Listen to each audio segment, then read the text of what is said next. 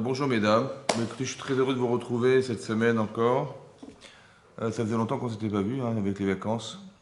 On va traiter d'un sujet en fait, qui se retrouve dans la paracha de cette semaine, paracha de Beau, qui est celui d'être têtu. Ouais, l'entêtement. Ouais, c'est l'acharnement, l'entêtement. Que ce soit un entêtement qui soit un entêtement qui soit féminin ou masculin, peu importe. On peut tomber sur un mari têtu, quelqu'un qui n'a pas d'écoute, ouais, ou bien une femme qui est têtue et qui n'est pas non plus à l'écoute. Ouais. Et donc ça veut dire qu'on peut tomber sur des comportements qui sont... on ne peut plus discuter, on ne peut plus parler, on peut pas, voilà, on a affaire à des gens qui sont fermés.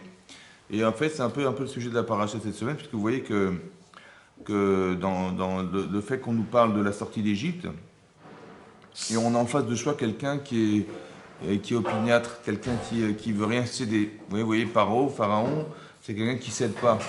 Ouais, quand on lui dit, quand on lui parle de la souffrance des Israël qui doivent sortir d'Égypte, pour lui, il est capable de rajouter du travail. Vous avez compris? Parce que monsieur, il veut qu'on soit encore ses esclaves. Et au détriment de la liberté, il a pensé que ses pouvoirs sont pouvoirs, que ses intérêts sont plus importants que la liberté des autres. Et donc voilà, on a affaire à quelqu'un qui est têtu. Alors comment ça se traduit dans la réalité? En fait, l'entêtement, c'est quand on a des intérêts, vous voyez, on a des bénéfices, on a des droits, des pouvoirs, et qu'on n'a pas envie de céder. C'est ça. C'est-à-dire céder son pouvoir, céder ses intérêts au détriment des autres. Et ça pose problème parce que ça fait partie des principes fondamentaux de l'être. Oui, c'est-à-dire que on pense qu'on a des droits sur les gens, on pense qu'on a des pouvoirs sur les personnes, ouais, parce qu'on est le sexe fort, parce que je sais pas quoi, ou alors parce qu'on est des parents, on est des parents, ou on est des hommes, ou bien on est des femmes, et on pense qu'on a des droits parce qu'on est quelque chose. Voilà, parce que je suis père de famille, tu me dois respect. Voilà, c'est un droit que j'ai sur toi et tu me dois respect. En fait, on a compris qu'on n'a aucun droit sur les gens. Ça va, on doit être respecté pour ce que nous sommes, c'est ça. Mais on doit inviter au respect. On n'impose pas le respect. C'est parce que je suis ton père que tu veux t'imposer le respect que tu me dois. Donc on va s'entêter sur des principes en fait qui sont établis, mais qui en fait révèlent quelque chose de très important. Oui. Et vous allez vous rendre compte que la personne qui s'entête, en général, c'est qu'elle a des forts intérêts. Plus elle est têtue, plus elle est fermée, et plus ses intérêts sont grands. Ouais, qu'elle veut défendre ses intérêts. Et donc quand vous savez ça, vous réfléchissez comment ça se décante. C'est-à-dire comment je vais pouvoir ouvrir la personne dès l'instant où les intérêts sont très très forts ou très obtus. Hein, c'est ça. Alors, vous voyez ici par exemple Pharaon, qu'est-ce que fait Pharaon? Pharaon, il se prétend être le roi du Nil. Le roi d'Égypte, pardon, est le dieu du Nil. C'est quoi le dieu du Nil? Il dit carrément, il dit c'est moi qui l'ai créé. Vous voyez ce fleuve énorme là, c'est immense, c'est moi qui l'ai créé. C'est moi qui l'ai créé. Donc si vous vivez, c'est grâce à moi. Si vous êtes capable de pêcher dans ce Nil, c'est grâce à moi. Si vous vivez de la pêche et de l'agriculture, parce qu'il ne pleut pas forcément en Égypte, c'est parce que le Nil est en crue, d'accord? Et donc le fait que le Nil est en crue et qu'il monte sur les rives et qu'il abreuve en eau les crues, les rives, c'est comme ça qu'on va pouvoir cultiver, on va pouvoir vivre de notre culture. Mais c'est grâce à moi, dites-moi merci. Ça va? Et donc je suis le dieu du Nil. Voilà, il se prétend être le dieu du Nil. C'est pour ça que Hachem, quand il dit à Moshe Rabbeinu, va au petit matin près du Nil. Pourquoi? Parce que Paro, évidemment, il est roi, il est dieu du Nil, et donc un dieu, il ne va pas aux toilettes. C'est vrai, donc il prétend qu'il est un dieu, donc il a besoin de faire ses besoins. Et c'est à ce moment-là qu'il le prend en flagrant délit, en train d'aller faire ses petits besoins auprès du Nil. Et donc c'est ça, voilà, c'est ça. Donc cet homme-là, il est dieu du Nil. À la fois, il est l'homme le plus puissant de la terre, puisque on sait pertinent pendant toutes ces années de famine, tout l'argent du monde a été récupéré par Yosef en Égypte. Et donc les gens venaient s'alimenter en Égypte, et donc il est devenu la plus grande puissance du monde. La plus grande puissance mondiale, il a une aura extraordinaire, il a des ouvriers qui travaillent pour lui par millions. Ouais, il y a 15 millions d'Hébreux qui travaillent depuis des années, depuis des dizaines d'années, qui travaillent pour Monsieur Pharaon. Donc on s'est habitué à les voir esclaves, voilà, on s'est habitué, et deux, c'est un pouvoir extraordinaire qui ne coûte rien. Ça ne nous coûte rien du tout, on ne paye pas ces gens-là, ils sont pas salariés, et ça ne nous coûte rien. Maintenant, voilà tout ce que ça représente, voilà ce que c'est Pharaon. Maintenant, Hachem dit à Moshe, tu vas aller voir Paro, ouais, et tu vas à Pharaon, et tu vas lui demander de libérer l'enfant Israël, puis à 3 jours de marche, on ira fêter le matin de Torah, le don de la Torah. D'accord? Qu'est-ce qu'il va dire Pharaon? Mettez-vous à sa place. Voilà, on vous dit Dieu nous a demandé, voilà, Hachem nous a demandé de vous demander de libérer ses enfants d'Israël pour aller. Qu'est-ce que vous auriez dit, vous? Hein? Hein? Ben évidemment que non. Ça va? Oui, non? Non, pourquoi non? Hein? Comment? Ben laissez-moi tranquille. Je veux dire, on veut les libérer pour aller faire la fête. 3 jours. Le 31 décembre, le 1er janvier. Et pourquoi on dirait non? Pourquoi vous auriez refusé? Pourquoi? Hein? Ouais, parce que ben, d'un côté, vous connaissez pas le bon Dieu. Ouais. D'un côté, ça vous dérange que ça s'arrête, les travaux s'arrêtent. En plus, ben, qui c'est qui va faire le boulot en attendant? Hein? Qui c'est qui va faire le sale travail des Hébreux là-bas? Ouais. Personne n'acceptera. Et qui c'est qui va accepter de travailler gratuitement? Et donc, bah, il va y avoir des manifs, ouais, il va y avoir des gilets jaunes, il va y avoir des. C'est ça qui va se passer, n'est-ce pas? Ouais, c'est ça. Et donc, pour rien au monde. Bon, mais d'un côté, bon, je perds. C'est vrai, je suis paro, je perds de l'argent. Mais d'un côté, ces gens souffrent. Non? Comment? Ouais, c'est ça, par ça et voilà. Et puis je suis le dieu du Nil quand même, je suis hors d'Égypte, donc c'est montrer ma faiblesse que de céder, vous comprenez? On n'est pas on est les rois ici, vous comprenez? On est des, et donc en fait il y a cet amour propre, il y a comme si quelqu'un nous disait en nous, mais tu vas pas céder quand même, tu vas pas faire tu vas quoi? Tu vas céder à la population? Comment tu vas accepter les manifestations? Qu'est-ce qu'on dira de toi? Vous avez compris tout ça, tout ce qu'il nous dit, en fait, tout ce qu'on nous dit à l'intérieur de soi-même, en fait, c'est ce qui nous empêche de céder. Voilà. Mais d'un autre côté, il est où le rachat dans cette histoire? Il est rachat, c'est un rachat, Paro. Ouais, puisqu'on lui envoie des macotes, puisqu'on a compris. Où est-ce qu'elle est la riche route là-dedans? Où est-ce qu'il est rachat dans cette histoire? Et comment, quand vous décantez les raisonnements, qu'est-ce qui fait que cet homme c'est un rachat? Parce qu'il est têtu, il est le mauvais têtu en fait. C'est ça? Il y a des bons têtus et des mauvais têtus. Lui, il est le mauvais têtu. Mais pourquoi il est le mauvais têtu? Parce qu'il a fait juste une erreur. L'erreur, c'est d'avoir cru que la liberté est tributaire de son pouvoir. Alors que nous, on pense l'inverse. On pense que quand des gens sont pris en captivité, et qu'on réclame une rançon, bah on paye. Ça va? Ça veut dire qu'on paye, on perd de l'argent pour libérer les gens. Alors que lui, il pense qu'il faut assujettir les gens pour ne pas perdre de l'argent. Vous comprenez? C'est ça, rachat. Le rachat, le méchant, le mécréant, c'est celui qui réfléchit mal en fait. C'est ça. Donc il faut lui apprendre à réfléchir autrement. C'est juste qu'il a juste inversé en fait. Il a cru que parce qu'il a du pouvoir, alors il peut assujettir. Parce qu'il va gagner de l'argent sur leur dos, alors il va falloir les conserver des esclaves. Parce que si je les libère, qui c'est qui va souffrir dans l'histoire? Mais c'est moi qui vais souffrir. Alors pourquoi je vais souffrir? C'est eux qui doivent souffrir. Et donc je vais leur rajouter du travail. C'est ça un rachat. C'est un rachat. Donc c'est quelqu'un qui est têtu dans son intérêt personnel. Vous avez compris? Comment on libère ce genre de personnes? Comment ça se réfléchit? Comment vous arrivez à faire que, je ne sais pas, votre mari ou vous-même, si vous êtes têtu, vous avez des intérêts, comment on va devoir faire abstraction de ses intérêts ou de ses intérêts à lui, dans l'intérêt de la famille, dans l'intérêt de son couple, dans l'intérêt de sa vie professionnelle, dans l'intérêt de tout ça. C'est ça, non? Quand il y a des patrons qui sont des mauvais patrons, ça va, ils imposent, etc., parce qu'ils n'ont pas envie de perdre de l'argent, mais ils se fichent de l'employé. Si je peux le virer, c'est pas grave, vous avez compris? C'est rachat. Quelque part, il y a quelque chose qui n'est pas humain dans la relation. Et ça, il faut comprendre comment on se libère de ce problème. Est-ce que vous avez une idée comment on peut libérer ça? Hein? Qu'est-ce que fait Hachem en fait? Oui? Qu'est-ce que fait Hachem? Il envoie des plaies. C'est ça qu'il fait, ouais. Ça vous paraît logique ou pas? Est-ce qu'il faut mettre des claques aux gens pour qu'ils comprennent? Hein? Des fois, ouais, c'est vrai. Mais là, ici, c'est quoi les plaies d'Égypte? Comment vous avez compris la plaie d'Égypte? Il y a Dam, Sfardéa, Kinim, tous ces plaies-là, il y en a 10. C'est énorme ce qui lui arrive. Je sais pas, transformer le Nil en sang, des animaux féroces qui attaquent, des grenouilles qui envahissent, des sauterelles qui ravagent toutes les récoltes, de la grêle qui tombe par pavé, mélangée dans le feu. C'est horrible ce qui se passe. Hein?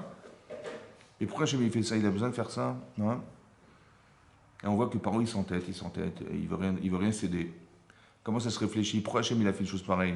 Vous avez une idée ou pas? Le dimanche, quoi, je sais pas. Non? Non, pas trop. En fait, j'ai compris une chose comme ça. La différence entre, je sais pas moi, quelqu'un qui brûle un feu rouge, on lui enlève des points. C'est vrai?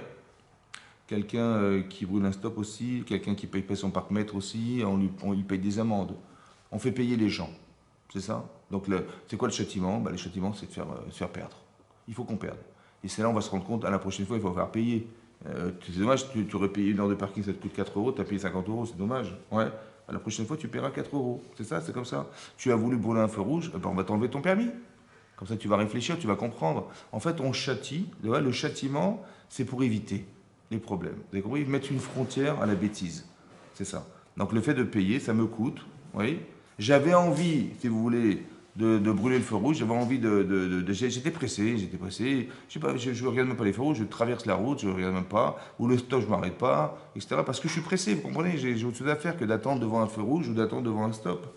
Et donc, je suis pressé. Et ça, hein, ça ne permet pas d'avoir la conscience de la gravité de ce que je fais. Vous avez compris? Ça veut dire que j'ai envie d'aller vite, j'ai pas envie de perdre du temps, j'ai pas voilà, et je n'ai pas la conscience de la gravité. Alors, on n'est pas en train de nous expliquer, vous savez quoi, si vous brûlez un feu rouge, on est des criminels. Ça va? Parce que quand on brûle le feu rouge, en face, il y a des feux verts. En face, il y a des feux verts. Et donc, les gens, ils traversent, ou les gens, je ne sais pas, moi, les gens traversent déjà. Et à part ça, les gens, c'est quand c'est feu rouge d'un côté, en face, c'est feu vert. Donc, les voitures, elles traversent. Il y a peut-être des vélos, des gens qui sont en vélo qui vont rouler pas forcément à vive allure. Et puis, on risque de les renverser. On risque de les renverser. C'est ça qui va se passer, oui ou non? Donc, en fait, on ne nous explique pas qu'on est des criminels. Parce qu'on n'a pas conscience d'être criminel. Par contre, je sais que si je brûle un feu rouge, je vais perdre. Donc, le châtiment, c'est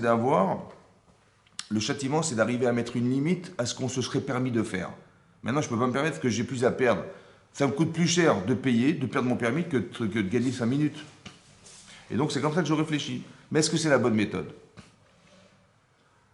Hein? Ben non. Pourquoi c'est pas la bonne méthode? Parce que j'ai rien compris.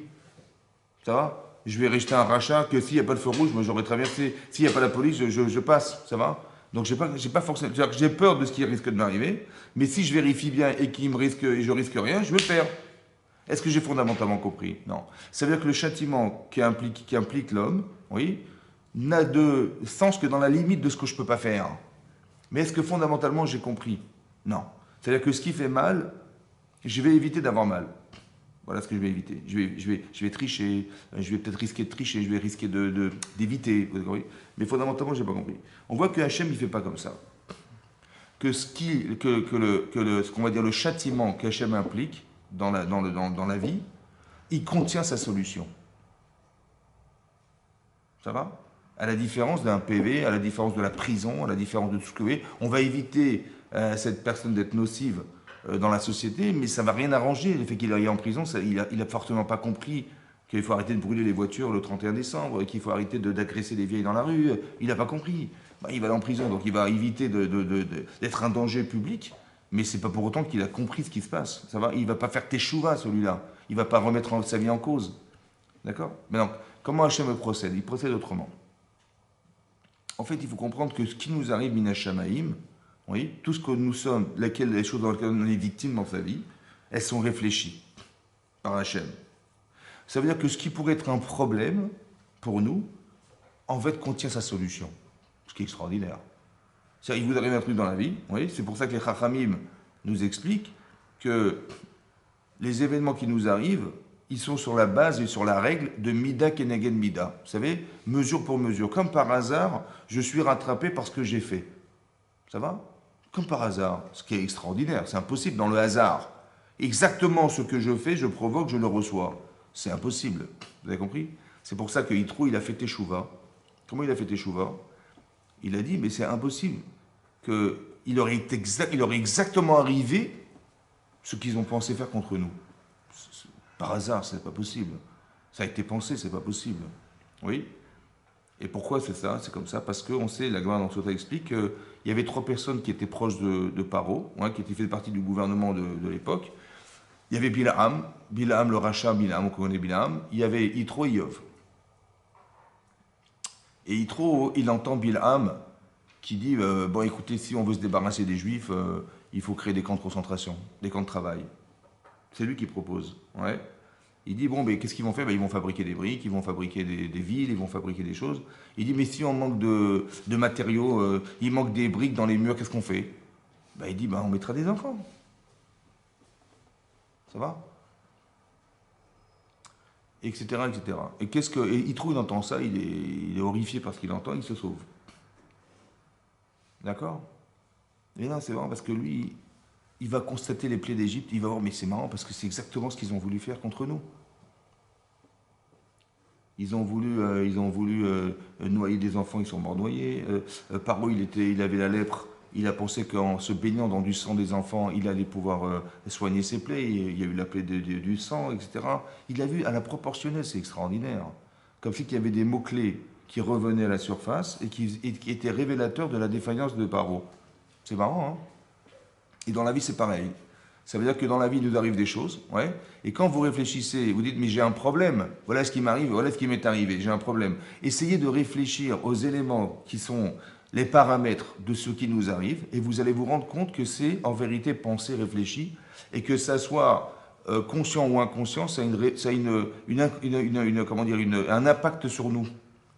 Il va se passer quelque chose en nous. Soit vous l'avez comprise, ouais. Soit si vous n'avez rien compris, de toute façon vous l'avez vécu, et ce que vous avez vécu est la solution à votre problème. Et moi j'ai cru que c'était un problème, en vérité c'est pas un problème. Parce que il m'est arrivé ça, il m'est arrivé ça, j'ai des problèmes dans ma vie. En fait vous allez vous rendre compte que ce qui fait souffrir, en fait des fois dans la vie, contient dans la problématique et la solution. Par exemple, regardez comment les tzadikim raisonnent et comment les réchaïm raisonnent.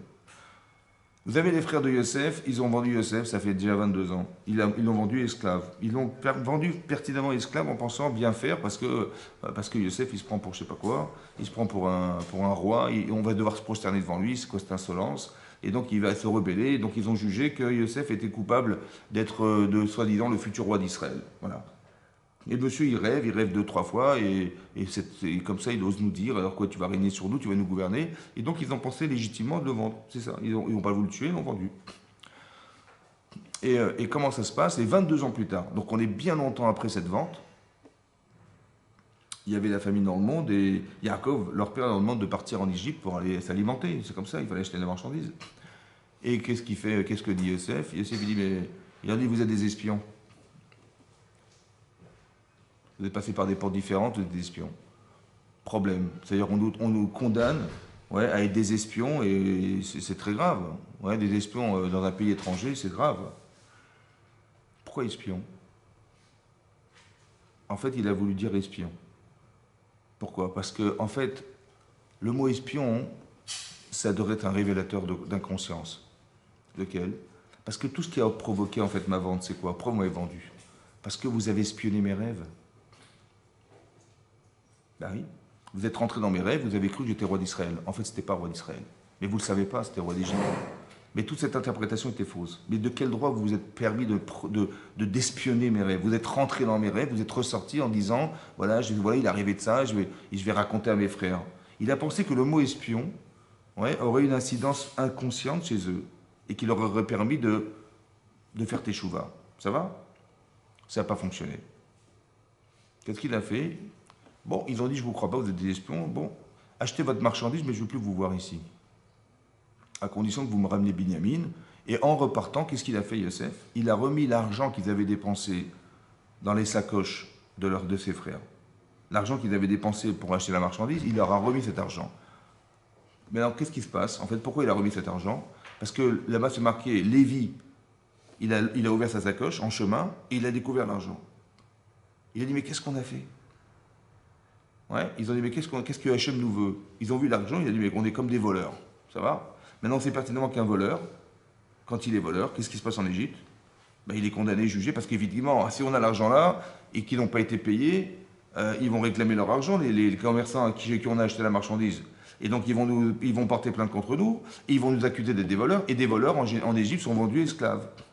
Et quand on pense esclave, on pense à Yosef. Vous avez compris ce qui se passe? Ça veut dire qu'il a fait exprès de mettre l'argent pour qu'il pense à Yosef. Et c'est ce qu'ils ont dit. Ils ont dit, ah, peut-être qu'on souffre parce que on n'a pas souffert lorsqu'on a vendu notre frère qui criait dans le puits, au secours, au secours. Vous avez compris ce qu'ils ont pensé? Mais pourquoi ils ont pensé à Yosef? Parce que quand tu penses vol, tu penses vent, tu penses vent, tu penses esclave, tu penses esclave, tu penses Yosef. Vous avez compris comment ça marche? Ça veut dire qu'il a fait ça pour provoquer chez eux. Ça fait mal, hein? Mais ça permet d'être un révélateur de conscience. Quand ils ont retrouvé la coupe de Yosef dans la sacoche de Binyamin, ils ont dit Elohim Matzah et Avon Avadecha. Dieu il a trouvé la faute de tes serviteurs. On va devenir des esclaves. Pourquoi ils ont pensé esclaves? Parce qu'ils ont compris que le problème c'est Yosef. On l'a vendu esclave. On n'a pas souffert de l'avoir vendu esclave. Alors vous savez ce qui va se passer? On va devenir des esclaves. Comme ça, on va avoir la conscience qui nous a manqué un jour. C'est ça la teshuva. La teshuva, c'est quoi? C'est quoi qui est réparateur? C'est ce qui a été l'objet de mon problème. Parce que je n'avais pas conscience de la gravité de ce que j'ai fait quand je l'ai vendu, n'est-ce pas? J'ai privé un père de son enfant, je l'ai privé de quelque chose. Je pense que j'ai eu tort de le faire. Je remets en cause cette vie-là. D'accord? Donc il y a une forme de flexibilité dans l'esprit qui permet que lorsqu'on subit quelque chose qui fait mal, tout à coup, ça révèle quelque chose en nous. Mais la solution, elle est dans la problématique. Vous avez compris? C'est ça que je vais vous expliquer. Hachem, Yosef, que fait Yosef, c'est ce que fait Akadosh Baruch Hu, c'est pareil. Ouais, c'est qu'en vérité, soit eux ils l'ont compris parce qu'ils sont à l'écoute de ce qui leur arrive. Et il y a une chose importante à comprendre, c'est qu'on n'arrête pas l'idée aux personnes, on n'arrête pas l'idée à ce qui se passe. J'en veux à la personne, j'en veux à la machin, j'en veux à toute la terre entière. Non. Essaie de réfléchir aux paramètres qui constituent la difficulté. Et là, tu vas comprendre. Vous avez compris? C'est ça. C'est-à-dire que quand on me traite de voleur, ben je comprends derrière tout ça ce que ça veut dire, ce que ça décante derrière. Et c'est cette réflexion que je dois avoir. Je réfléchis à ce qui m'arrive, mais pas, je ne réfléchis pas à me dire, je voudrais éviter le problème en fait. Vous avez compris? Quand ils sont accusés de vol, on sait pertinemment que Binyamin n'a rien volé du tout. On le sait pertinemment. Et pourtant, ils ont dit Elohim, c'est Dieu qui a trouvé la faute de tes serviteurs. Ça veut dire qu'ils ont compris que derrière, il y avait un message divin. Que quand je vis quelque chose, je ne regarde pas les événements tels qu'ils sont présentés. Je vais en vouloir à mon mari, je vais en vouloir à ma femme, je vais en vouloir à mes enfants, je vais en vouloir à la terre entière. Non, essaie de comprendre que ce qui t'arrive est Minash Shamaïm. Ça veut dire quoi Minash Shamaïm? Ça veut dire que je subis quelque chose que je n'ai pas je n'ai pas engagé. C'est m'arrivé. Voilà ce qui m'est arrivé. Voilà, ma femme, elle me reproche quelque chose, mon mari me reproche quelque chose, mes enfants, ils me disent des réflexions, etc. Ils ont osé me dire, il m'arrive quelque chose. Mais pourquoi ça t'arrive? Réfléchis à pourquoi c'est arrivé. C'est provocateur de réflexion. Hachem, c'est comme ça que provoque Hachem. Il m'arrive un truc. Ce que j'ai provoqué moi-même, c'est mon problème. Mais ce que je subis, c'est Mina Shamayim. Ça vient du ciel. Et ça a été forcément réfléchi. J'ai la Emouna Shenema, que ce qui m'arrive a été pensé. Vous comprenez? C'est ça la Emouna, la croyance. C'est pas dire oui, je crois en Dieu quand je fais la prière et après il n'y a plus de bon Dieu. Non, c'est permanent. D'accord? Donc comment je vais éliminer un entêtement? En étant capable de savoir, d'abord, que ce qui m'arrive a été pensé. Ça va? J'ai l'élasticité mentale de ne pas me braquer à l'idée de m'enfermer dans ce que je vois. Ça va? Pas comme Pharaon, il dit, mais qu'est-ce que vous essayez de faire? Vous essayez de vous libérer? Mais hors de question. Ça va? Et je me braque sur l'événement et je m'entête à vouloir conserver les choses. Non. J'ai la lucidité, j'ai l'humilité de me dédoubler. C'est-à-dire de savoir qui je suis et d'être capable de me voir. Vous avez compris ça? Quand je te dis, mais qu'est-ce qui m'arrive? Je me regarde. Pas qu'est-ce qu'il aura appris, mais qu'est-ce qui m'arrive? Vous avez compris la différence de réflexion? Il faut être capable de se voir. D'accord? Quand vous dites je regrette, quand vous dites j'ai honte de moi, quand vous dites je ne recommencerai plus, je suis capable de me voir. C'est ça, d'avoir la capacité de se voir. C'est-à-dire de se savoir dans une difficulté, d'accord? Et je dis mais qu'est-ce qui m'arrive? Pourquoi ça m'arrive? Qu'est-ce que veut Hachem? Je me pose des questions. Et cette capacité mentale à réfléchir, c'est ne pas justement être têtu à l'idée de jamais vouloir perdre. Parce qu'il faut comprendre ce phénomène. Comment c'est possible que Paro il puisse assujettir des gens comme ça pendant des dizaines d'années sans avoir une once de honte de faire un truc pareil? C'est vrai ou pas? Comment ça s'explique ça? Comment il y a des gens qui sont des dictateurs dans le monde et ils se justifient des crimes de l'humanité, quoi? C'est ça, non? Comment c'est possible? Comment des gens, ils ont pu penser tuer des gens comme ça en toute légitimité? Mais on dit, mais ils sont fous. Ils ne sont pas fous, en fait. Ils sont dans un système dans lequel ils se sont enfermés et dans lequel, ouais, qui va justifier, en fait, ces actes. Vous comprenez? Parce que c'est qui va nous gouverner, si c'est pas moi? Vous avez compris? Il y a des gens qui se rebellent, qui se révolutionnent, mais ils n'ont rien compris, parce que la révolution, c'est quoi? C'est de mettre quelqu'un d'autre au pouvoir, mais il n'y a personne qui pourra gouverner ce pays que comme moi. Donc je suis obligé de les tuer, qu'est-ce que je veux faire? Vous avez compris ça? Ça veut dire on justifie un crime, quoi. C'est extraordinairement fou, quoi. Mais pourquoi c'est comme ça? Parce qu'on est têtu, parce que la source de notre vie, c'est les intérêts qu'on a tirés de l'existence.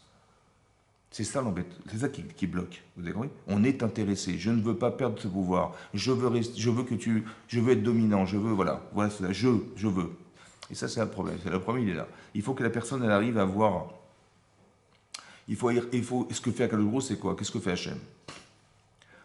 Parce qu'il faut juste comprendre ce principe. Comment vous comprenez ça? Ouais, comment quelqu'un il peut être aveugle à ce point? Comment on peut être aveugle à ce point? Comment l'intérêt peut aveugler la personne au point de ne jamais céder? C'est ça qu'il faut comprendre. Comment c'est possible? Parce que parce que partez du principe comme ça. Écoutez bien. Quand c'est marqué dans la Torah, Hachem il va créer un homme seul au départ. C'est vrai? Oui. Il crée un homme seul sur la planète Terre. Et dans l'univers, il y a un seul homme sur la Terre. Et bizarrement, Hachem dit Lotov heyot Adam levado. Il dit c'est pas bien que l'homme soit seul. D'accord? Mais je comprends pas. Pourquoi tu prétends que c'est pas bien et tu le crées seul? Tu dis Lotov, c'est pas bien, et tu crées un homme tout seul. C'est bizarre. D'accord? En fait, c'est pour nous dire quelque chose. Nous dire quoi? Ben, c'est quoi d'être seul? Ben, d'être seul, c'est comme Adam Arishon. Est-ce que Adam, il a choisi de vivre? Hein? Non. Est-ce qu'il a choisi ce qu'il est? Est-ce que vous avez choisi ce que vous êtes? Non. Est-ce que vous avez choisi vos parents? Non plus. Est-ce que vous avez choisi la couleur de votre peau, votre intelligence, votre sensibilité, votre taille? Vous avez quoi? Vous avez choisi quoi là-dedans? Bah, rien. Donc vous êtes ce qu'on a fait de vous. C'est bon? C'est ça l'évado. Seul, ça veut dire que je n'ai pas le droit de croire que je vais me suffire de ce que je suis. Tu dis, je suis très bien comme ça. Mais c'est pas ça, on ne veut pas faire de toi la personne qui va jouir de ce qu'elle est.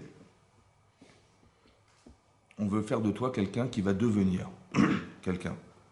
Tu ne peux pas devenir seul. Le seul qui peut être seul, c'est Hachem. Parce qu'il a besoin de rien d'autre que de lui-même. Mais nous, c'est pas possible. Vous comprenez? On ne peut pas se suffire à soi-même. Il faut qu'on devienne. Maintenant, qui tu es? J'en sais rien. Tu es courageuse? Je sais pas. Tu es intelligente? Je sais pas. Tu es sensible? J'en sais rien. Qu'est-ce qu'il faut pour le savoir? Ben, il faut l'autre. Vous comprenez ou pas? Il faut que tu te confrontes à quelqu'un d'autre, à quelque chose d'autre, tu vives. Et de vivre, en fait, c'est ça. Est-ce que je suis hypocrite? Est-ce que je suis ingrate? Est-ce que je suis avare? J'en sais rien. Je sais pas. Alors tu vas, on va te présenter quelqu'un. Tu vas te mettre devant quelqu'un.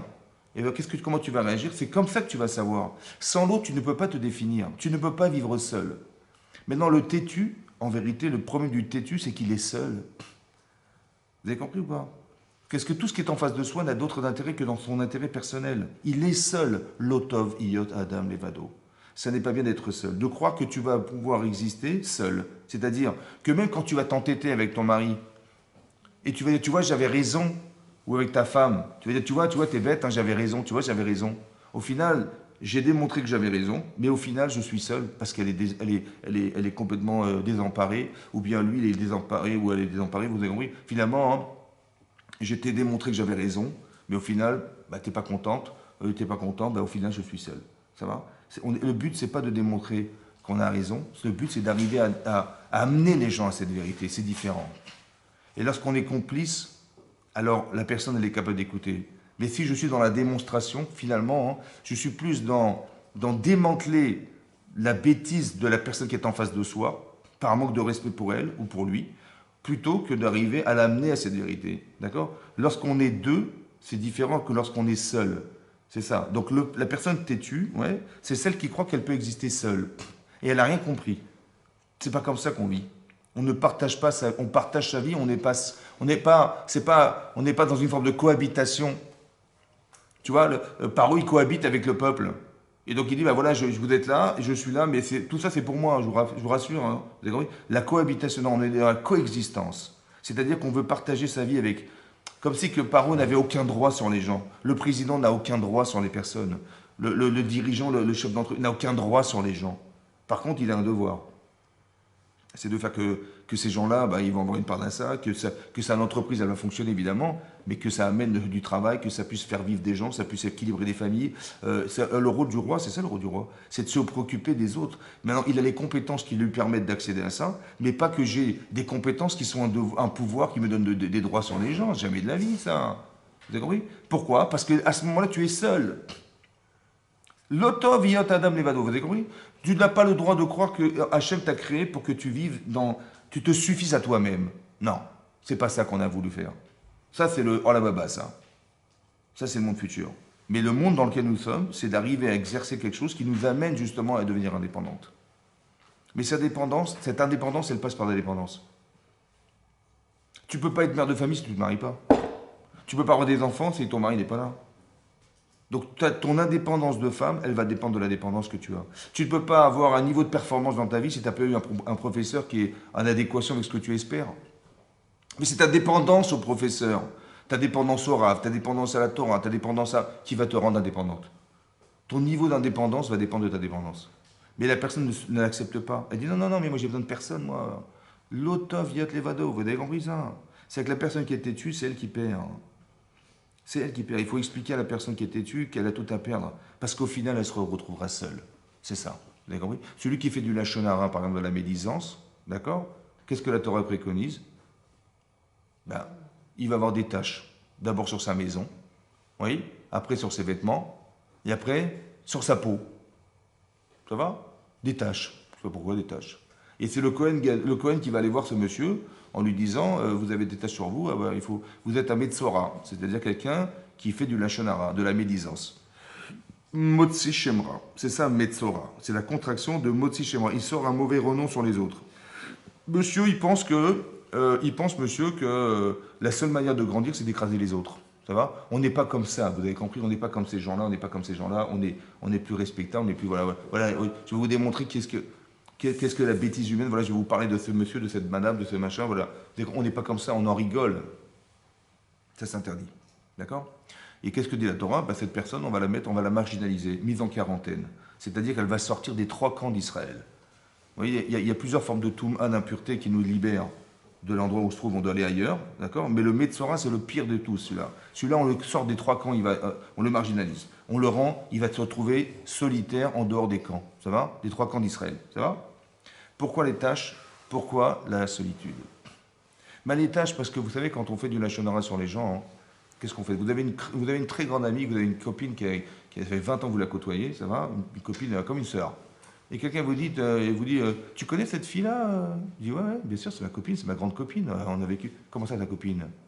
Ta copine, mais tu plaisantes ou quoi? Mais c'est ce qu'elle a fait, elle a fait ça, elle a fait ça, elle a fait ça. Mais qu'est-ce que tu fréquentes ces gens-là? Ça va pas ou quoi? C'est une copine de 20 ans, en 1 minute, on commence à douter d'elle. C'est-à-dire vous avez 20 minutes d'expérience avec elle, 20 ans d'expérience avec elle, et vous avez 2 minutes d'écoute de la shonara, ça détruit calmement cette relation au point de douter d'elle. Elle est vraiment comme ça. Attends, je vais vraiment lui téléphoner. Est-ce que je vais envoyer mes enfants chez elle? Je ne sais pas, j'ai peur. Hein, c'est ça. Hein, en 2 minutes. 2 minutes. Qu'est-ce qu'on a fait? Quand vous voyez, elle a une tache sur elle. C'est ça, non?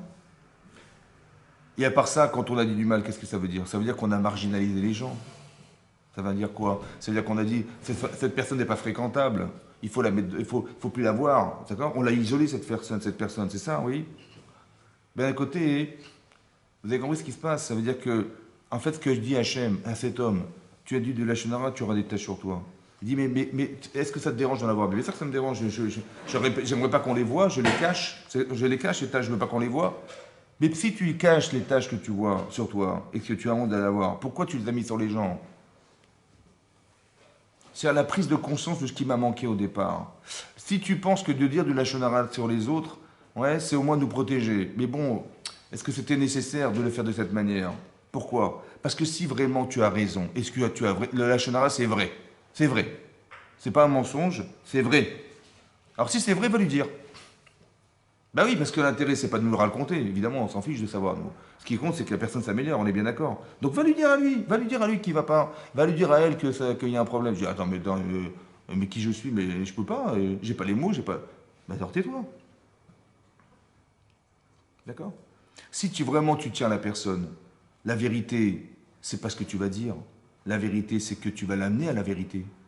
Parce que si tu as raison, ben, va lui dire à elle. Va lui dire à la personne, va lui dire que ça va pas, va lui dire que. Et trouve les mots, et trouve la manière empathique de lui expliquer. Et amène-la cette vérité que tu penses être vraie. Dis-lui à toi, va aller voir. Ah, t'as pas le courage, alors tais-toi. Vous avez compris? Parce que qu'est-ce que tu fais en fait? Tu penses que tu es seul. Parce que tu penses que de ranger les gens seuls, c'est pas grave. Alors on va te rendre seul. Tu vas te retrouver seul. Tu vas souffrir de la solitude. Et cette souffrance, tu vas comprendre que c'est ce que tu as provoqué.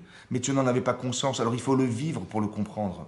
C'est ça que dit Hachem. C'est que quand Hachem dit tu auras des tâches et tu vas te retrouver seul, en vérité c'est la solution. Moi je prends. Mais quelle honte on m'a fait. Mais on m'a mis des tâches sur moi et on m'a mis dehors. Mais c'est quoi ça? C'est un problème. Je dis non, c'est pas un problème. Il faut que tu comprennes que ce que provoque Hachem, c'est une solution.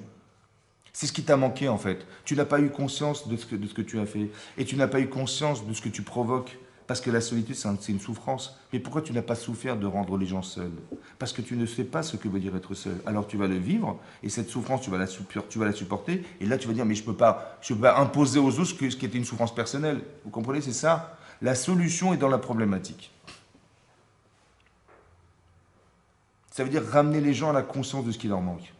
C'est pour ça que j'ai souvent expliqué que quand la Torah nous dit, il y a un klal gadol, c'est une règle dans la Torah, qui est la règle de la Torah. Tu aimeras ton prochain comme toi-même. Ça va? Aimer comme soi-même. On ne comprend pas ce que ça veut dire d'aimer comme soi-même. Comment je peux aimer les gens comme je m'aime moi-même? C'est impossible.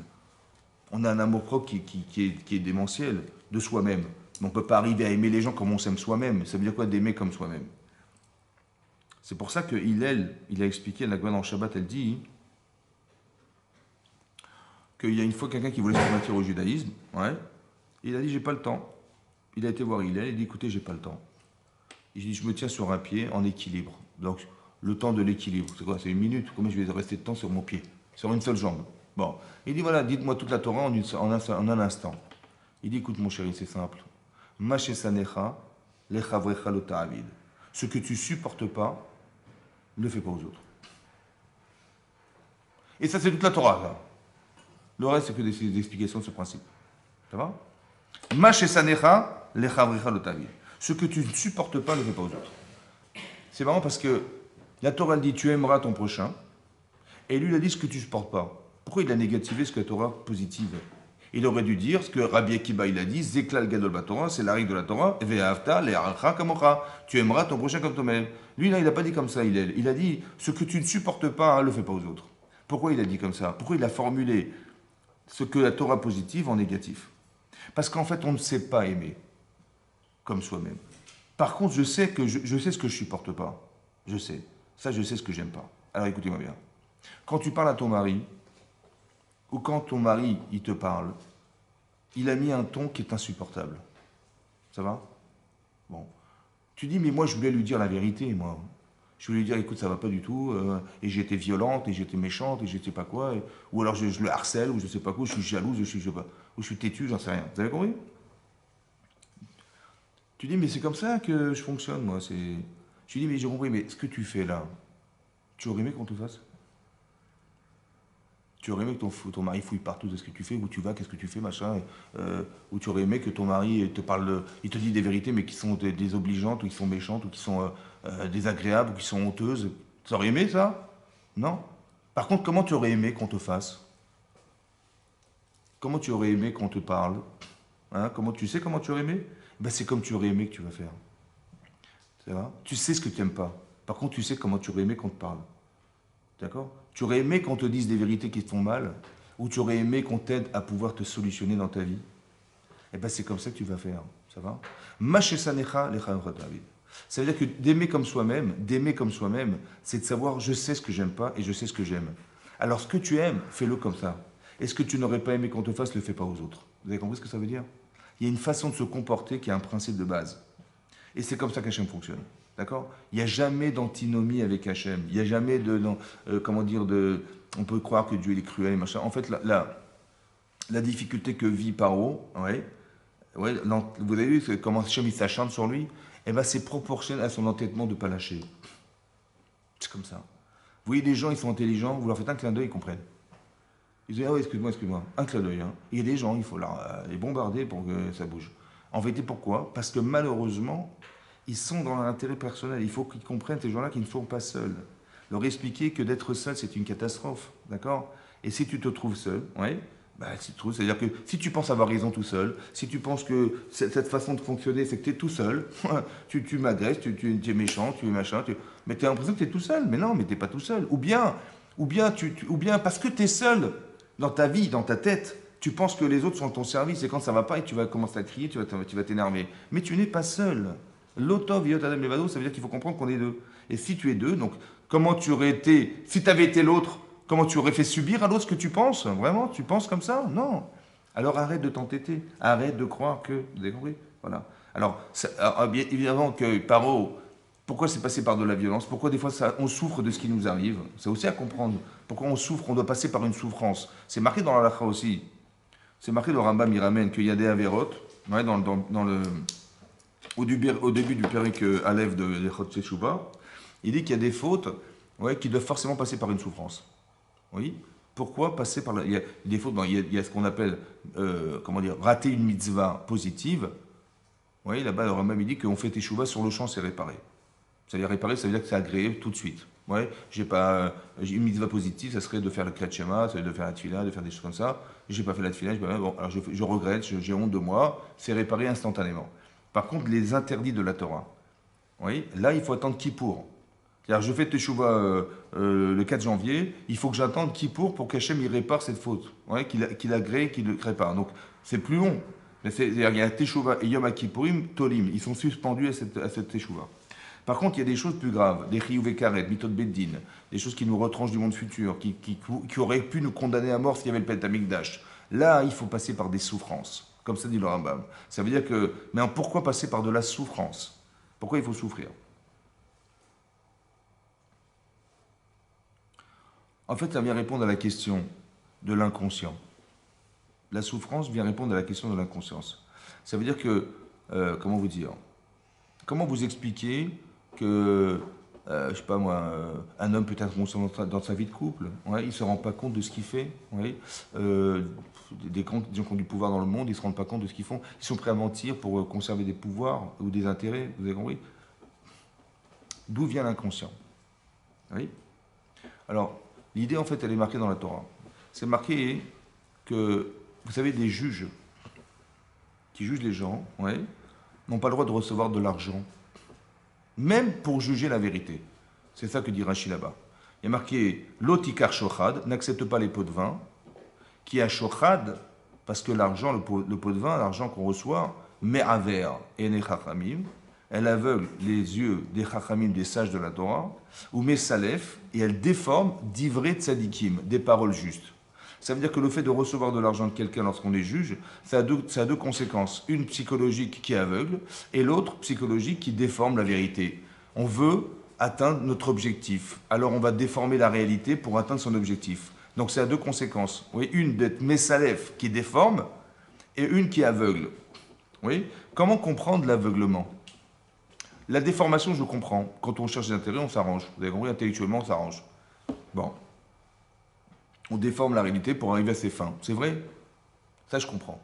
Mais comment le désir, il peut rendre aveugle? Comment ça rend aveugle? On dit l'amour rend aveugle. Quelqu'un, une fille, elle tombe amoureuse d'un type, on dit mais c'est pas pour toi, et tu regardes comment il est, je dis mais non, il va s'arranger, et après le mariage ça va aller, vous inquiétez pas, je dis mais t'es aveugle.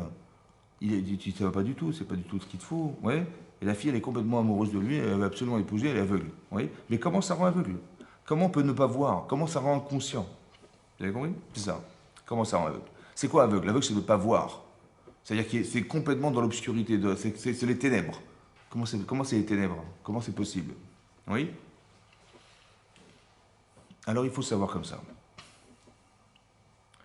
En fait, la pensée, oui, quand vous réfléchissez, ce que vous pensez est d'origine d'une volonté. Au départ, il y a ce qu'on appelle la volonté, le ratson. Le ratson, c'est la volonté. La volonté vient de l'Neshama. Je veux, je désire, je veux, je veux. Voilà. J'ai une volonté, je veux. Mais après, cette volonté, elle traverse le corps et qui devient désir. On ne dit pas qu'est-ce que tu veux faire, mais qu'est-ce que tu désires. Et le désir, en vérité, quand vous dites qu'est-ce que vous faites comme métier, ben j'ai tant de niveaux de compétences, etc. Ben, j'ai désiré faire ce métier. D'accord? Donc en fonction d'une volonté d'exister, j'ai traversé cette volonté qui va passer par un désir. Mais non, c'est pas ce que je désire que je pense. D'accord? Vous avez désiré, eh ben vous allez penser, réaliser votre désir. Mais si vous ne désirez rien, vous ne pensez pas. Ça va? Ça veut dire que la base de la pensée, c'est un désir. C'est un désir. Au départ, une volonté, après un désir. Ça va? Dans tout ce que vous faites, vous avez forcément réfléchi à partir d'un désir que vous avez réalisé, intellectualisé, que vous avez réalisé. C'est ça. Mais vous avez d'abord désiré et après, vous avez réalisé ce désir en réfléchissant. Donc, si la pensée est articulée par le désir, alors je peux comprendre que j'ai envie ou j'ai pas envie. Ça va? Si j'ai envie, je pense. Si j'ai pas envie, je pense pas. Du moins, mon cerveau ne va pas réfléchir. Ou du moins, mon cerveau va peut-être pas m'amener à la pensée. Ça va? Ça va? J'ai reçu de l'argent pour juger quelqu'un. Il m'a donné 30 000 euros. Bon, ben, j'ai très envie de le défendre, mais j'ai pas envie de le rendre. J'ai surtout pas envie de le condamner. Ça va? Je n'ai pas envie. Donc est-ce que mon cerveau, il va aller chercher l'information qui le condamne? J'ai pas envie. Donc j'ai pas envie de savoir. Vous avez compris ce que je veux dire? Donc mon cerveau, il va pas me trahir. Et donc il va pas chercher l'information. C'est ça, mes avers. C'est ça, aveugle. Ça veut dire que je ne veux pas souffrir à l'idée de savoir. Parce que si je sais qu'il est coupable, c'est moi qui vais souffrir. Parce que je vais lui rendre l'argent, parce que je vais devoir avoir la honte devant lui en lui disant « Est-ce que je suis désolé ?» Ben, ça n'a pas marché. Ça va? Ben, t'es coupable, qu'est-ce que je peux y faire? Il va me dire « Ah, mais je t'ai donné de l'argent. » Ben oui, ben excuse-moi, c'est comme ça. Mais j'ai pas envie. J'ai pas envie d'arriver à cette solution. J'ai pas envie d'arriver à la situation dans laquelle je vais être obligé de rendre l'argent. J'ai pas envie d'avoir la honte devant le tribunal, devant lui, devant qui que ce soit pour dire que j'étais un mauvais juge. Vous avez compris ce que je veux dire? Un mauvais avocat. J'ai pas envie. Donc je vais sûrement pas aller chercher ce qui me donne pas envie. Vous avez compris? C'est ça, mais avers. C'est ça, aveugle. Ça veut dire qu'il y a un blocage intellectuel qui est dû à l'intérêt que. C'est-à-dire que plus l'intérêt est grand, plus l'inconscience est forte. Vous avez compris ça?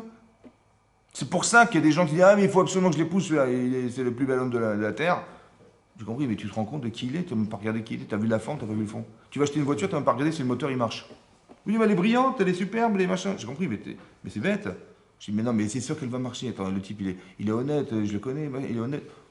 J'ai pas envie de savoir, parce que je veux absolument acheter cette voiture. J'ai pas envie de savoir parce que cet homme, je veux l'épouser. J'ai pas envie de savoir parce que cette fille, elle est superbe. Mais essaie de réfléchir. Ça va? Mais pourquoi tu ne peux pas réfléchir? Parce que si je réfléchis, je vais risquer d'être déçu. Et si je suis déçu, je vais rater l'occasion d'être heureuse. Et j'ai pas envie. T'as compris? Donc ça veut dire qu'en vérité, tout est articulé par le désir au départ.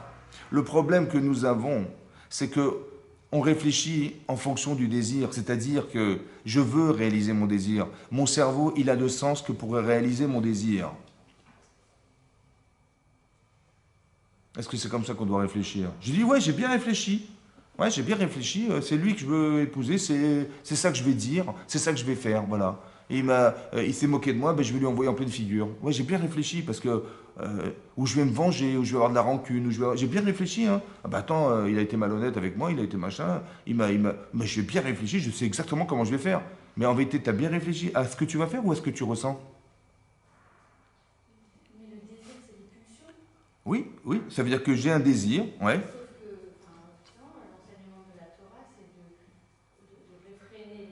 Mais c'est ce que je suis en train d'expliquer, c'est ça que je suis en train d'expliquer. Le problème, c'est un problème de fonctionnement, c'est-à-dire, que, on va dire comme ça, la personne qui réfléchit mal, c'est celle qui croit absolument qu'elle doit réfléchir à ce qu'elle doit réaliser dans son désir. Maintenant, j'ai une autre façon de penser. Mon cerveau, il ne va pas seulement réfléchir à comment je vais réaliser mon désir. Je vais partir en vacances, je suis fatigué. Comment je vais faire? Il faut que je me repose. Je vais voir une agence de voyage, je vais regarder sur Internet, je vais trouver un endroit, je vais prendre mes billets d'avion, je vais réfléchir comment je vais réaliser mon désir. Ça va? Maintenant, est-ce que le désir, il est bon? Est-ce qu'il est juste?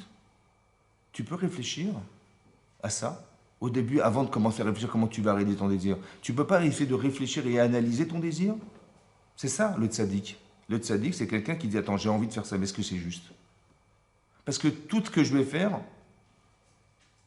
faire est fonction de ce que j'ai désiré. C'est vrai ou pas?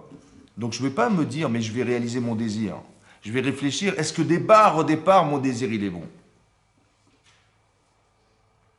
J'ai désiré m'élever en disant du mal des gens. Voilà. C'est comme ça que je me trouve bien. Voilà, je dis, moi, je ne suis pas comme ça, je ne suis pas comme ça me soulage. Je dis, mais est-ce que cette façon de penser, elle est juste? Mais pourquoi? Parce que est-ce que ton désir, il est bon? Est-ce que tu penses que de vouloir être grandi, la seule et l'unique manière, c'est d'écraser les autres? Ce désir-là, est-ce qu'il est juste? Il faudrait que tu analyses tes désirs au départ. C'est ça. C'est ça que la Gemara dans Brachot dit là-bas, que les tzadikim, Yetzer Tov Shoftan, le bon penchant, c'est lui qui juge. Shofet, c'est quoi Shofet? Il juge. Ça veut dire que j'analyse mon désir. Vous avez compris? Le Setzeratov, mais le Yitzhara, hein, c'est lui qui est cholette, c'est lui qui juge. Vous avez compris? Quand tu réfléchis, c'est qui juge? Quand tu désires dans ton cœur des choses, c'est qui pense? C'est ça qu'il faut que tu analyses. D'accord? Quand un mari il est têtu avec sa femme, tu dis c'est moi qui vais perdre. Et si je ne tiens pas tête, elle va prendre le pouvoir, elle va, je sais pas quoi.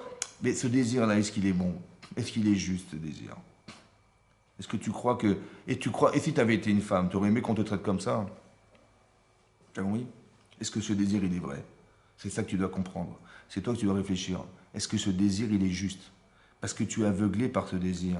Il a un tel pouvoir sur toi que tu te rends aveugle. C'est-à-dire que tu pourrais avoir tellement désiré la chose que tu n'arrives même plus à voir les conséquences graves. C'est comme ce juge-là qui reçoit de l'argent, il ne se rend même pas compte de la gravité de ce qu'il est en train de faire. Pourquoi? Parce qu'il y a une partie qu'il a carrément occultée, la partie qui pourrait le condamner, qui même pas en rêve, il va y réfléchir. Parce que par intérêt, ça va? C'est ce que la Gemara, donc tout va, elle dit là-bas d'Afkoufbet, elle dit là-bas la Gemara, Maï Shochad. Ça veut dire, pourquoi la Torah, elle a appelé le mot Shochad, le mot pot de vin Shochad? Pourquoi se dire ce mot Shochad? On aurait pu l'appeler autrement. Oui, la Gemara demande Maï Shochad. Pourquoi la Torah, elle a trouvé comme meilleure définition de pot de vin de dire que ça s'appelle du Shochad? D'accord? La Gemara répond Shochad, Sheuchad. Il fait un. Quand je reçois de l'argent, je fais un avec la personne. Donc je ne peux pas la juger, parce que je fais un. Et de la même manière que je ne peux pas me condamner, je ne peux pas la condamner. Vous avez compris, les Shochad, c'est extraordinaire. Hein. Ça veut dire que la Torah est en train de nous expliquer qu'on n'a pas le droit de faire un avec soi-même. On n'a pas le droit d'être parti pris avec soi-même. Il faut être libre. Libre, ça veut dire être deux. Celle qui pense et celle qui agit. Il faut avoir la liberté de se voir. Quand vous dites, mais comment j'ai fait ça? Comment j'ai osé penser comme ça? Comment j'ai osé... j'ai honte de moi. Mais comment vous faites? Puisque c'est vous-même. Vous savez comment vous faites? Parce que vous vous regardez. Ça va? Il faut avoir cette faculté libre de se voir. Mais quelqu'un qui fait un avec lui-même, il ne peut pas se voir. Quand vous parlez à des gens, vous leur faites des reproches et ils se vexent, ou bien ils vous envoient balader, hein, c'est qu'en fait, ils font un avec eux-mêmes. C'est ça qui est grave. Il ne faut pas faire un avec soi-même, il faut être deux. Il faut être capable d'entendre. C'est pour ça que c'est marqué dans les Pirkei Avot, dans les Maximes de Vers, c'est marqué Oev et Atorachot. Il faut aimer les reproches. Ça veut dire quoi aimer les reproches? Mais moi, je ne supporte pas les reproches. Ben oui, il faut aimer les reproches, je ne comprends pas. Si, il faut que tu comprennes que si déjà, toi, tu n'arrives pas à te voir, alors fais-toi aider par ceux qui te voient. Alors, au moins, comment dire, la bienveillance de dire, ah bah si tu as vu ça, super, parce que je sais pertinemment que je ne peux pas faire tes chouvas, me remettre en question si je n'ai pas la question. Je me pose même pas de questions, moi. Ça va? Donc, je n'ose même pas me regarder, je même pas. Mais si déjà, tu es comment dire, en réflexion de performance, ben, la remise en question, c'est évidemment comme ça que ça se vit. Ça va? On ne peut pas évoluer sans remise en cause. On ne peut pas évoluer sans savoir qu'est-ce qui est bien de faire, qu'est-ce qui est mal de faire. C'est impossible. Donc si j'arrive à le faire, tant mieux. Si j'arrive pas, ben, je suis content qu'on m'ait dit, tu vois, tu aurais dû faire comme ça, tu aurais dû te comporter comme ça. Merci, merci. Je ne l'avais pas remarqué, j'étais aveugle. J'étais enfermé dans mes intérêts. Vous avez compris? Donc c'est ça l'humilité. C'est ça pour ça qu'il faut avoir des midot tovot. Il faut avoir des qualités humaines. Parce que ces midot-là nous aident. Elles nous aident. L'humilité, ça nous aide. Ça va? Ça nous aide à avoir une réflexion sur soi-même. On n'est pas enfermé, on n'est pas un avec soi-même. C'est ça que j'explique. Le parti pris, c'est ça. Quand on dit recevoir de l'argent de quelqu'un, ça nous fait être echad, être un avec la personne. Moi, je dissocie plus les deux êtres. Lui et moi, c'est pareil. Donc je ne vais pas me condamner, je ne vais pas m'accuser. Bon, mais je ne vais pas l'accuser non plus. Vous comprenez? C'est ça, faire un. Shochad, sheuchad. Mais le problème qu'on a, hein, c'est qu'on fait partie, on est aussi echad avec soi-même. On veut défendre ses intérêts. On veut défendre. Il y a comme une sorte de shochad, de pot de vin à l'intérieur de soi-même qui fait que je veux défendre ce que je suis. Voilà. L'amour propre. Cet amour propre, en fait, il nous dérange. Pourquoi? Ben, il est positif dans un sens parce que ça nous permet d'exister, mais d'un côté, il ne faut pas être tributaire de cet amour propre. Ça va? Parce que quand j'en suis tributaire, j'essaie de défendre ce que je suis. Et quand je veux défendre ce que je suis en fait aveugle et incapable de pouvoir me dissocier de soi-même. Donc, il faut être fier de soi, mais pas être tributaire de cette fierté qui fait de l'orgueil. Vous avez compris la différence entre la fierté et l'orgueil? La fierté, c'est que je suis fier de ce que je suis. Et l'orgueil, c'est que j'ai des droits parce que je suis sur toi. Non. L'orgueil, c'est des droits sur les gens. La fierté, c'est de savoir qui je suis au service des autres. C'est pas pareil. Vous avez compris? Quand le type il est têtu, il croit qu'il a des droits. Mais c'est de l'orgueil. Quand il fait du lachonara, c'est de l'orgueil. Quand on fait une avéra, c'est de se passer d'Hachem, c'est de l'orgueil. J'ai aucun droit. Tu dis, mais je fais ce que je veux, d'accord? Je fais ce que je veux. Tu fais pas ce que tu veux. Ça va? Ici, on vit en société, on vit machin. D'accord? Tu n'as aucun droit sur les autres. Ça va? Et donc, il faut se rappeler de ça. On ne doit pas faire un avec soi-même. Moshe, Anav, Mikol Adam, Mashiach Pnei Adam. Moshe Rabbeinu, c'est l'homme le plus humble. C'est pour ça qu'il a reçu la Torah. C'est pour ça qu'il nous donne de la Torah. Parce qu'il est la personne la plus objective de la terre entière. Et donc, toute la Torah, il l'acceptera. Il va exactement la donner avec une authenticité qui n'a pas de connotation personnelle. C'est pas tu donnes, oui, je vais te dire ce que je pense. Non. Je vais te dire ce que j'ai reçu. Vous avez compris? Cette humilité-là, elle est fantastique. Parce que ça veut dire qu'on a la capacité de ne pas être victime de soi-même. Vous avez compris? Je suis orgueilleux, je vais te faire souffrir. Je suis jalouse, je vais te faire souffrir. Je suis jalouse, je vais te faire souffrir. Non, tu dois être capable de savoir que ce que tu ressens n'est pas forcément bon. Pas de dire, mais non, mais de toute façon, c'est ma nature. Hein, je suis comme ça. Alors, tu dois me supporter. Non, tu dois pouvoir évoluer. Évoluer, ça veut dire avoir cette projection, savoir ce recul. Tu n'as pas besoin qu'on t'envoie des trucs sur la tête pour que tu réfléchisses. Mais Paro, il est obligé, malheureusement. Il est tellement borné qu'il croit qu'il a les...